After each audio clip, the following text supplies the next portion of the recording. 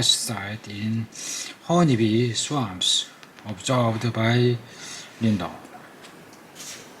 Scout bees leave the swarm hanging in a tree and propagate for a suitable new permanent site such as hollow trees. Each scout returns and dances on the surface of the swarm using the well-known bone pitch cord to dedicate to direction and distance of a prospective site that she has just investigated. The vigor of the dance indicates individual scout assessment of the virtue of the site. New bees are recruited to go out and examine for themselves, and if they approve, they too dance in each favor on returning. After some hours, then the scouts have formed themselves into a few parties, each one's advocating a different nest style.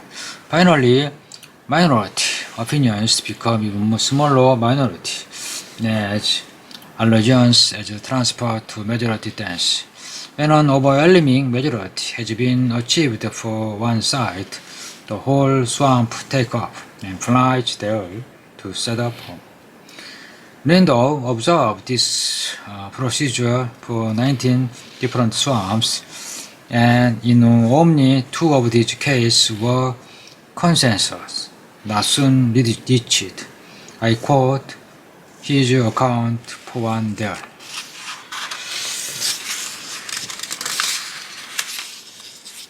In the first case, 2 groups of messengers had got into competition. One group announced a nesting place to the northwest, the others northeast. Neither of the 2 wished to will. The swarm finally flew up, and I could scarcely believe my eye. It sought to divide itself. The one half wanted to fly to the northwest, the other to the northeast. Apparently, each group of scouting bees want to abduct the swarm to the nesting place to its own choice. But that naturally not possible, for one group was always without a queen, and their result remarkable tug of war of the air. Once 100 meters to the northwest, and again 150 meters to the northeast, until finally, after half of an hour, the swarm gathered together at the old location. Immediately, both groups begin again with their soliciting dance, and it was not until the next day the nearest group finally yielded. They ended their dance, and thus the agreement was reached to the resting place in the northwest. There is no suggestion here the 2 subgroups of bees were genetically different, though they may have been. What matters for the point I am making is that each individual followed Roche behavior rules. The combined effect of which normally give rise to coordinated swarm behavior. These evidently include rules for resolving disputes in favor of the majority. Disagreement over the preferred location of the outer wall of a termite mound might be just as serious for colony survival as disagreement of a nesting site among Lindo's bee. Colony survival matters because of effects on the survival of the genes causing individuals to resolve disputes. As a working hypothesis, we might expect the dispute resulting from genetic heterogeneity. The termite would be resolved by similar rules. In this way, the extant phenotype could take over discrete and regular shape despite being built by genetically heterogeneous workers. The analysis of the artifact given in this chapter seemed at first sight vulnerable to lead to ad absurdum. Isn't there a sense, it may be asked, in which every effect that an animal has upon a world is extended phenotype? What about the footprint left in the mud by a oyster catcher, the pass one through a grass by slip, fish, the luxuriant tussock that marks the site of last year's cow pet?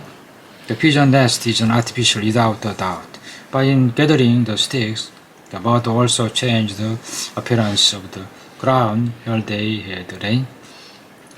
The nest is called extended phenotype. Why shouldn't we call the bare patch the ground where the sticks used to lie?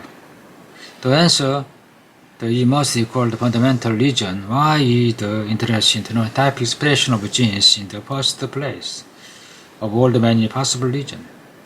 The one which concerns us in this book is as follows.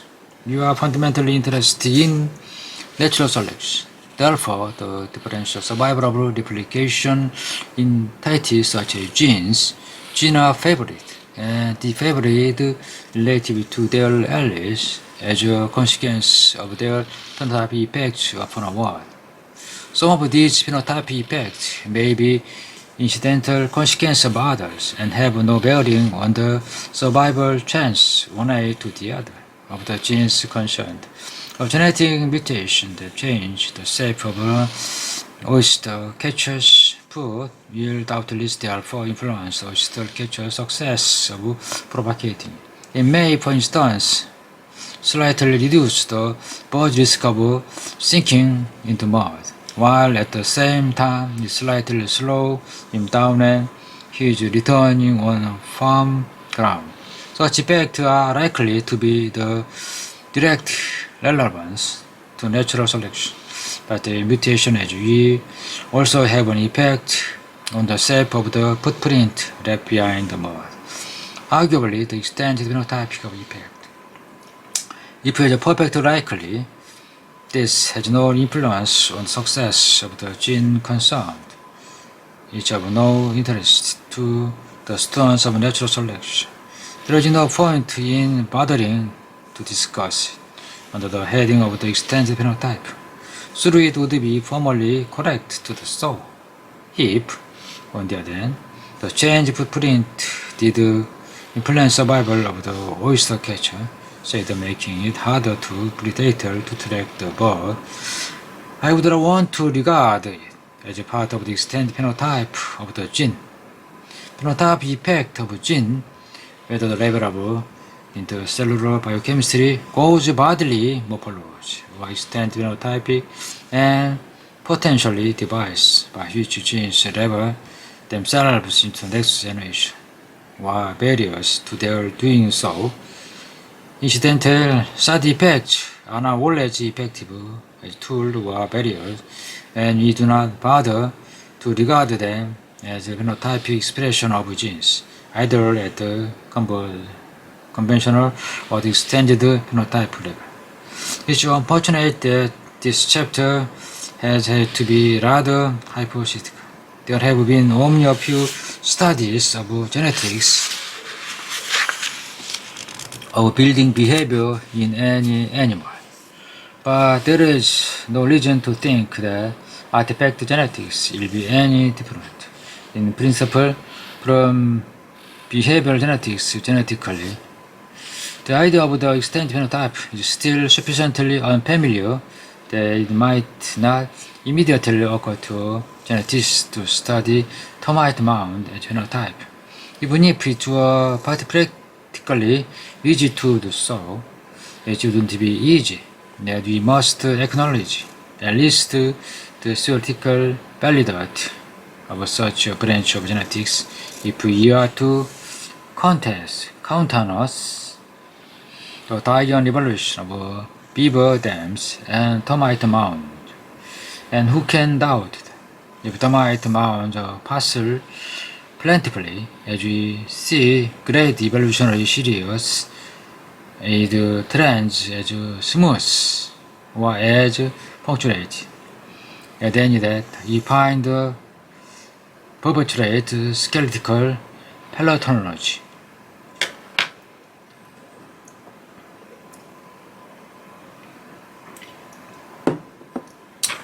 Permit me one further speculation to lead us into the next chapter.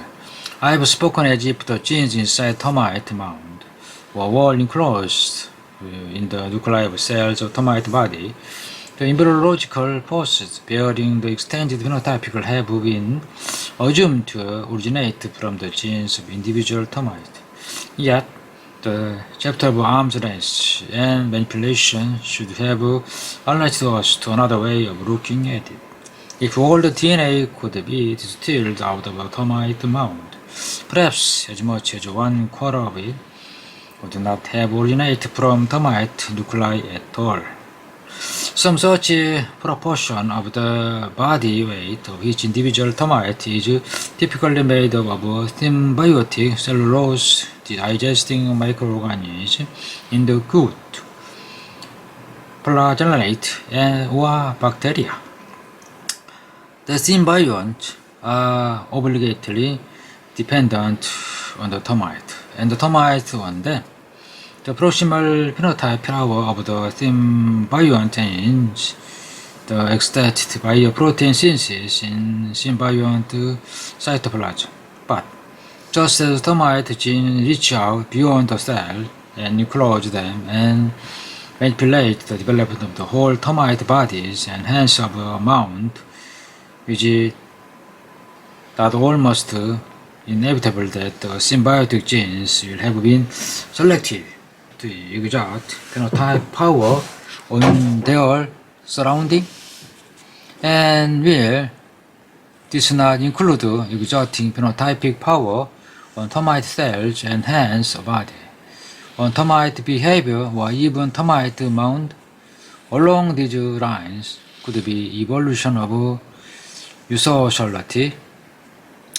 In the Isopetra be explained as an adaptation of the microscopic symbiont rather than of the termite themselves.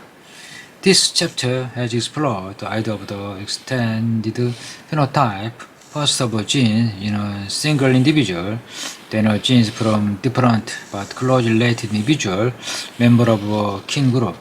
The logic of argument now seems to compel us to contemplate the possibility of extended phenotypes being jointly manipulated, not necessarily comparatively, by genes from distantly related individuals of in different species, even different kingdoms.